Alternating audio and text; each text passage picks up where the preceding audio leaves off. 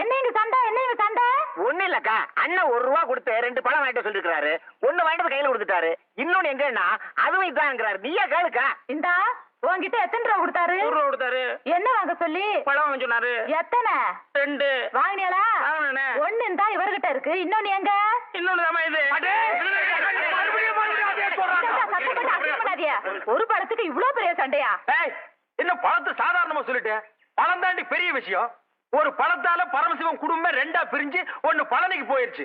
அது மாம்பழம், இது வாழைப்பழம். ஆனா பிரச்சனை எல்லாம் ஒண்ணுதான். விடுங்க, நீங்க விடுங்க. ஏய் பாருங்க, நான் உங்ககிட்ட என்ன சொன்னேன்? பழம் வாங்கி சொன்னீங்க. எத்தனை? 2. நான் எவ்வளவு கொடுத்தேன்? 1 ரூபா கொடுத்தீங்க.